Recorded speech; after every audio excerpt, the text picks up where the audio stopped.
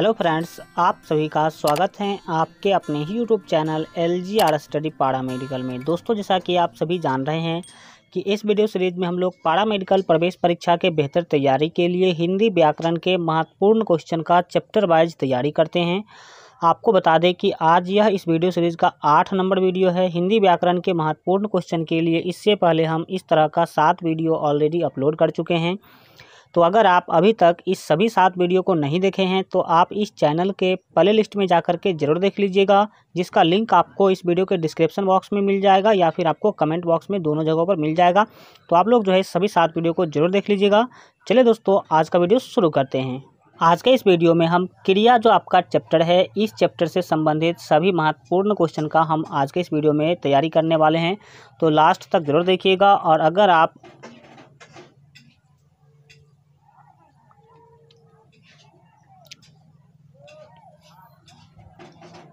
आज के इस वीडियो में हम क्रिया चैप्टर से संबंधित सभी महत्वपूर्ण क्वेश्चन का तैयारी करने वाले हैं। तो अगर आपको यह वीडियो अच्छा लगे तो वीडियो को लाइक कर दीजिए।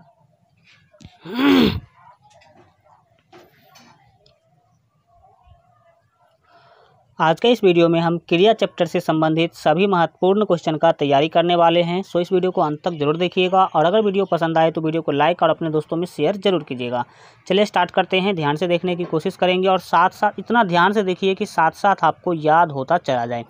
चलिए देखेंगे। फर्स्ट महत्वपूर्ण क्वेश्चन है, पूछा जा रहा है कि क्रिया या धातु के अंत में जो प्रत्यय लगाकर क्रिया बनती हैं उसे क्या कहते हैं। तो यहाँ पर आपका एक का जो सही आंसर होगा वो बी होगा। डैट मीन्स याद रखेंगे कृदंत क्रिया, उसे क्या कहते हैं, कृदंत क्रिया कहते हैं। यह आप याद रखेंगे। चलिए आगे बढ़िए और देखिए नेक्स्ट आपके 2 नंबर क्वेश्चन पूछा जा रहा है कि किस क्रिया का अपना अर्थ नहीं होता है।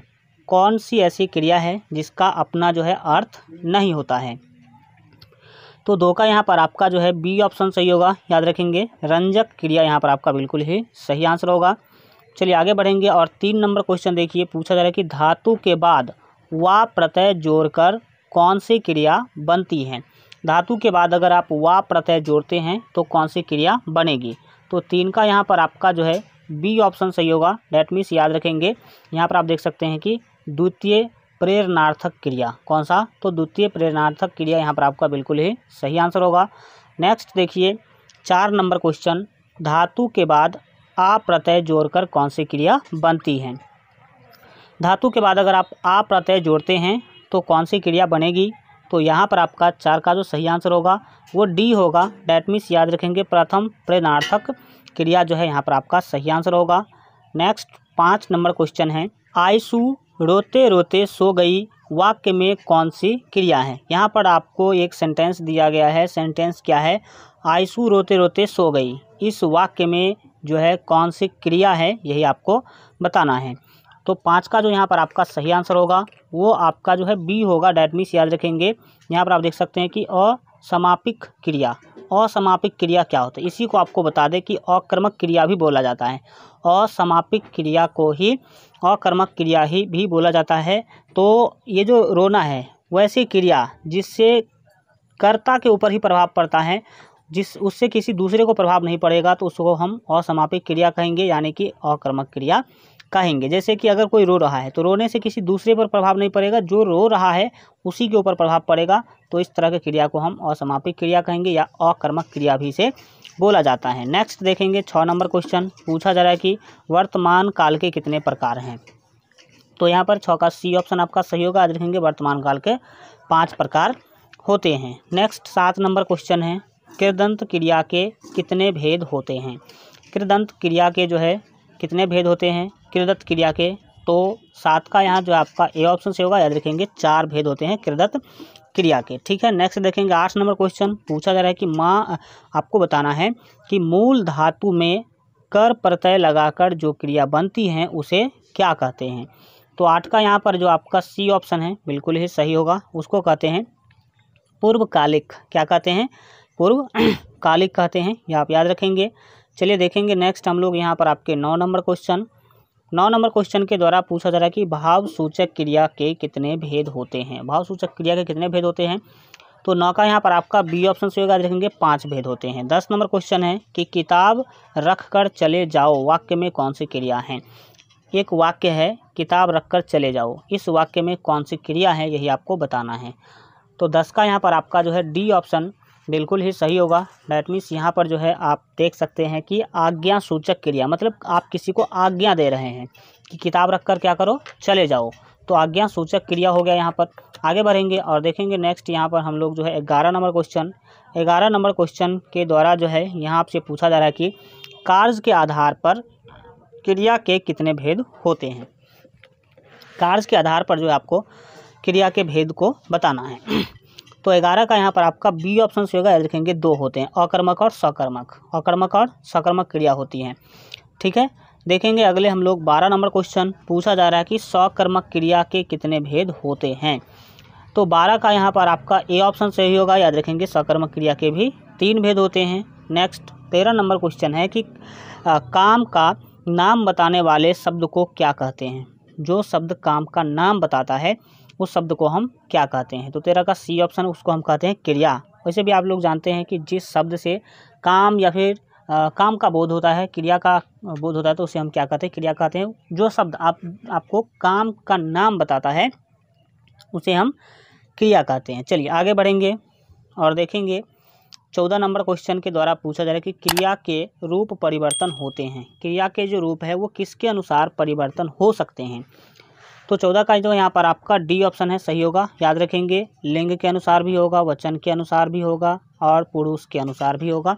तो ये सभी यानी कि डी ऑप्शन आपका बिल्कुल ही सही आंसर हो जाएगा। चलिए आगे बढ़ते हैं, हल्का इसको छोटा कर दे ताकि आपको पूरा जो है दिख सके।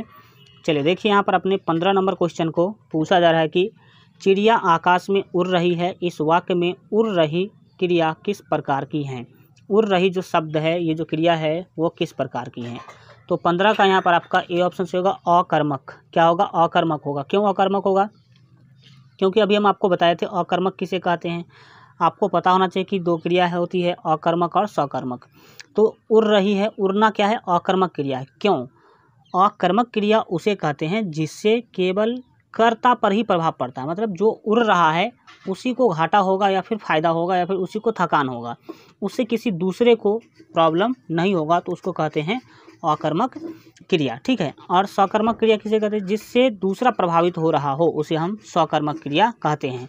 जैसे यहाँ पर जो अगर इस टाइप का आ जाए कि सोहन गणेश को पीट रहा है, तो पीटने से कौन प्रभावित हो रहा है, जिसको पीटा जा रहा है वो प्रभावित हो रहा है, न कि जो पीट रहा है वो प्रभावित हो रहा है।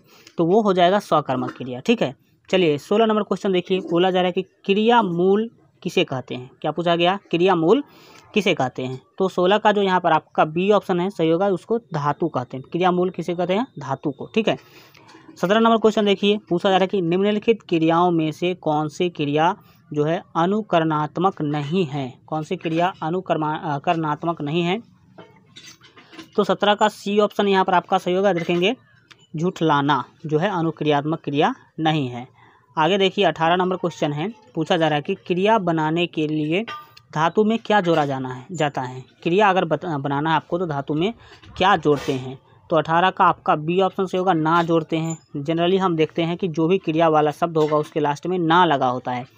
खाना, सोना, पीना, रहना, दौड़ना, खेलना, जनरली जो है आपके ऐसा नहीं कि सभी शब्द में ना ही लगा होगा क्रिया वाला में, ऐसा कोई बात नहीं है। और ऐसा भी नहीं कि जितने भी लास्ट में ना वाला शब्द हो वो क्या है, क्रिया ही है। जैसे थाना, थाना क्या है, उसके लास्ट में ना लगा हुआ है लेकिन वो नाउन होता है, ना कि वो क्रिया होता है। ठीक है, नेक्स्ट देखेंगे 19 नंबर क्वेश्चन, पूछा जा रहा है कि भविष्यत काल के कितने प्रकार हैं।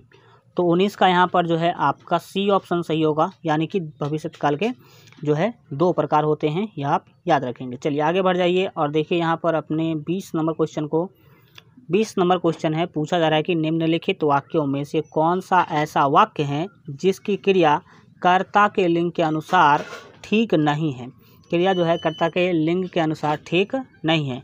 तो 20 का सी ऑप्शन यहाँ पर आपका सही होगा। ये देखेंगे हाथी सोती है, हाथी सोती नहीं है, हाथी सोता है, यह आप जो है बोलेंगे। ठीक है, हाथी, क्योंकि हाथी जो शब्द है वो पुल्लिंग है, तो हाथी शब्द है तो हाथी सोता है बोलेंगे, हाथी सोती नहीं। ऐसा होता कि हथनी अगर यहाँ पे रहता तो हथनी सोती है, ये ठीक होता, लेकिन यहाँ पर है हाथी सोती है, ये नहीं होगा, हाथी सोता है ये होता, तो ये आपका क्या है, गलत है। 21 नंबर क्वेश्चन देखिए, पूछा जा रहा है कि मूल धातु का प्रयोग आज्ञार्थक रूप में किसके साथ किया जाता है। तो 21 का यहाँ पर आपका सी ऑप्शन सही होगा। याद रखेंगे तुम के साथ, किसके साथ, तुम के साथ जो है किया जाता है, जिसे तुम चले जाओ, तुम बैठो, इस तरह से, ठीक है। 22 नंबर क्वेश्चन देखिए, पूछा जा रहा है कि निम्नलिखित में किस वाक्य में अकर्मक क्रिया है। अकर्मक क्रिया निम्नलिखित में से किस वाक्य में है। तो 22 का यहाँ पर जो है आपका ए ऑप्शन जो है सही होगा। याद रखेंगे गेहूँ पीस रहा है, गेहूँ पीस रहा है, ये क्या है, अकर्मक क्रिया है। पीसने से जो आपके गेहूँ के ऊपर ही क्या होगा, प्रभाव पड़ता है। चलिए आगे बढ़ जाएंगे और देखेंगे 23 नंबर क्वेश्चन है, पूछा जा रहा है कि मूल धातु होती हैं, मूल धातु जो है कौन है, कैसी होती हैं। तो 23 का यहाँ पर आपका ए ऑप्शन सही होगा। यदि स्वतंत्र होती है, मूल धातु स्वतंत्र होती हैं। 24 नंबर क्वेश्चन है, निम्नलिखित में से किस वाक्य में अकर्मक क्रिया है। अकर्मक क्रिया किस वाक्य में है। तो 24 का यहाँ पर जो है आपका बी ऑप्शन सही होगा। याद रखेंगे ज्योति रोती है, रोती है तो रोने से क्या पड़ेगा, ज्योति को ही केवल प्रभाव पड़ेगा। तो रोना, ये जो वाक्य है ज्योति रोती है, इसमें क्या है, अकर्मक क्रिया है, क्योंकि अकर्मक क्रिया उसको कहते हैं जिसमें क्या हो, केवल कर्ता पर ही प्रभाव पड़ रहा हो।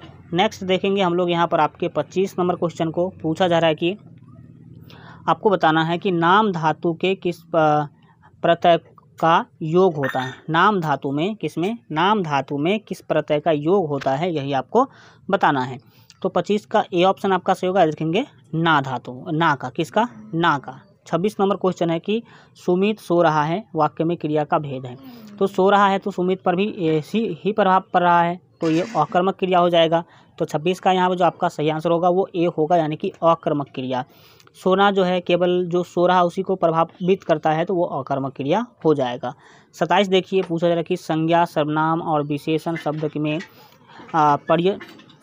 प्रत्यय लगाकर जो धातु बनती है उन्हें क्या कहते हैं। तो यहाँ पर आपका 27 का जो सही आंसर होगा वो ए होगा। डैट मीन्स उसको कहते हैं नाम धातु, ठीक है। आगे बढ़ जाते हैं और देखेंगे नेक्स्ट यहाँ पर जो है हम लोग अपने 28 नंबर क्वेश्चन, 28 नंबर क्वेश्चन के द्वारा पूछा जा रहा है कि वह घर पहुंच गया। इस वाक्य में पहुंच गया जो है वो निम्नलिखित में से किसका उदाहरण है, किस क्रिया का उदाहरण है, यह आपको बताना है। तो 28 का जो यहाँ पर आपका सही आंसर होगा वो आपका डी होगा। डैट मीन्स पूर्वकालिक क्रिया यहाँ पर जो है आपका सही आंसर होगा।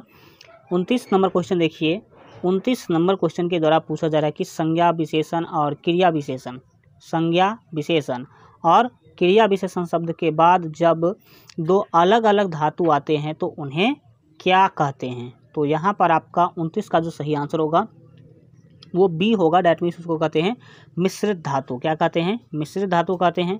नेक्स्ट देखेंगे हम लोग यहाँ पर आपके 30 नंबर क्वेश्चन, पूछा जा रहा है कि निम्न विकल्पों में से सकर्मक क्रिया का चयन कीजिए। सकर्मक क्रिया कौन सा है। तो 30 का यहाँ पर जो है आपका सही आंसर होगा वो सी होगा। डैट मीन्स यहाँ पर देख सकते हैं कि पिछलना क्या है, सकर्मक क्रिया है। इस तरह से जो है आपका क्रिया टॉपिक भी कंप्लीट होता है।